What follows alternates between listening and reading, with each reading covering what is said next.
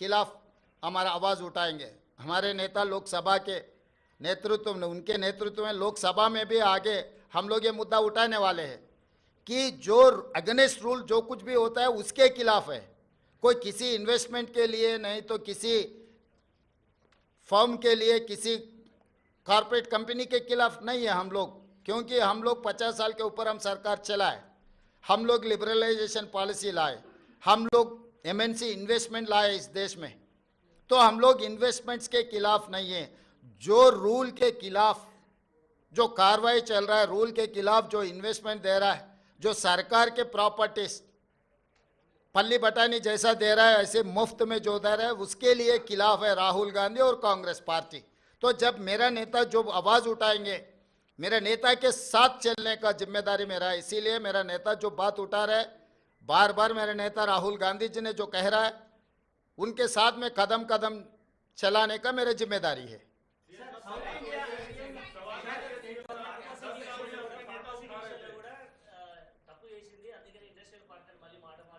हे వాడో పిచ్చోడు, వాడికి పిచ్చోడు మాట్లాడే మాటలు ఎందుకు మీరు అంత సీరియస్గా తీసుకుంటారు?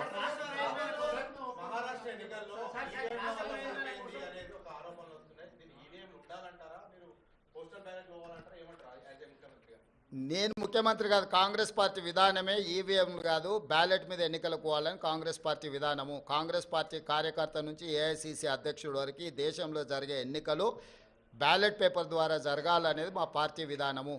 ఎవరమైనా ఆ విధానానికి కట్టుబడి ఉంటాం, అది మా పార్టీ విధానం.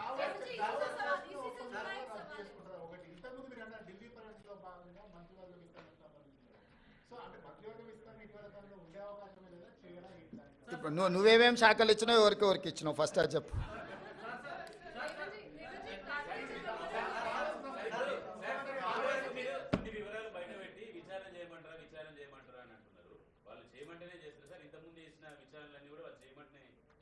వాళ్ళు అడిగితేనే చేసినాం కదా, అసెంబ్లీలో వాళ్ళే అడిగినారు కదా, విచారణ చేయండి మీకు దమ్ము ఉంటాయని వాళ్ళు సవాల్ విసిరినందుకే కదా. సాగునీటి పారుదల దాంట్లో వాళ్ళే సవాల్ విసిరినరు, దీంట్లో వాళ్ళే సవాల్ విసిరినరు, విద్యుత్ దాంట్లో. ఇప్పుడు కూడా మిగతా దాంట్లో కూడా నన్ను పోలీస్ స్టేషన్లో పెట్టమని ఆయన్నే అడుగుతున్నాడు. సో ప్రతిపక్షానికి ఇవ్వాల్సిన గౌరవం మేము ఇవ్వాలి కదా, అడిగినప్పుడు చేయకపోతే బాగుండదు కదా.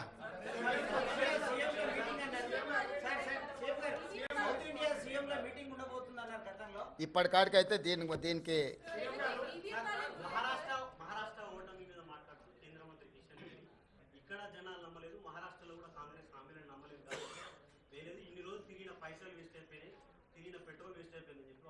కిషన్ రెడ్డి గారికి ఒక విషయం స్పష్టంగా మీరు చెప్పండి, మీ ద్వారా నేను కూడా చెప్తాను. ఈ దేశంలో 2 లోక్సభ ఎలక్షన్స్ జరిగినాయి. లోక్సభ ఎలక్షన్లు అనేటివి ప్రధానమంత్రికి సంబంధించిన ఎన్నికలు. ఒకటి కేరళ వాయనాడులో ప్రియాంక గాంధీ, 2 నాందేడ్లో మహారాష్ట్ర. మహారాష్ట్ర మేము గెలిచినామని గొప్పలు చెప్పుకొని జబ్బలు జరుచుకుంటున్నాడు కిషన్ రెడ్డి అక్కడ. ఈ 2 పార్లమెంట్లల్లో నరేంద్ర మోడీని ఓడించి అక్కడి ప్రజలు రాహుల్ గాంధీ నాయకత్వాన్ని, మల్లికార్జున్ ఖర్గే నాయకత్వాన్ని బలపరిచినరు. మహారాష్ట్రలో రాష్ట్ర ప్రభుత్వానికి సంబంధించిన ఓటు మహాయుతికి వేసిండ్రు, కేంద్ర ప్రభుత్వానికి సంబంధించిన ఓటు రాహుల్ గాంధీకి వేసారు. అన్ని అసెంబ్లీలు ఓడిపోయినా నాందేడ్ పార్లమెంట్లో రవీంద్ర చౌహాన్ కాంగ్రెస్ పార్టీ గెలిచింది.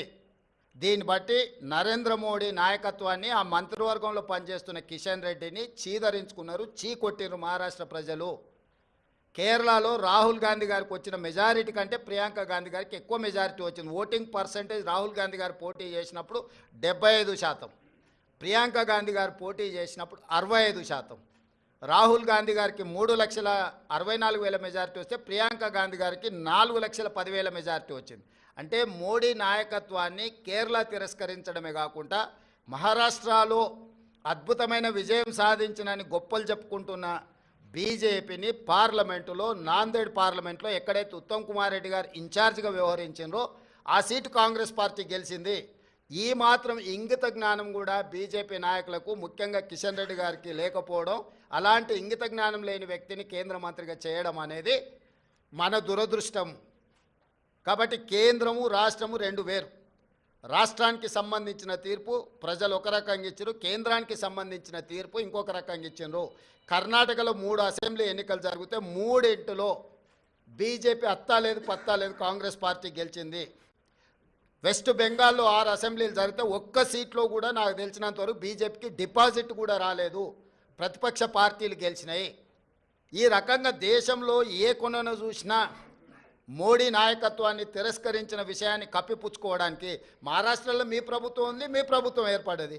జార్ఖండ్లో మా ప్రభుత్వం ఉంది, మా ప్రభుత్వం ఏర్పడ్డది. మహారాష్ట్రలో మీకు కొన్ని సీట్లు పెరిగినాయి, జార్ఖండ్లో మాకు కొన్ని సీట్లు పెరిగినాయి. ఇందులో ఏంది గొప్ప? ఏంది వాళ్ళు సాధించింది? ఎందుకు సంబరాలు చేసుకుంటారో నాకైతే అర్థం కాలే.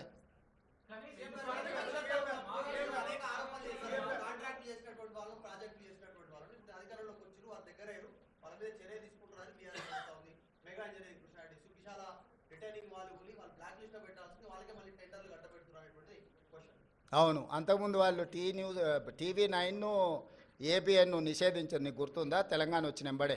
ఇప్పుడు ఏం చేద్దాం చెప్పు. ప్రజాస్వామ్యంలో ప్రతిదానికి ఒక విధానం ఉంటుంది. వాడోడో ఎల్లయ్య పుల్లయ్య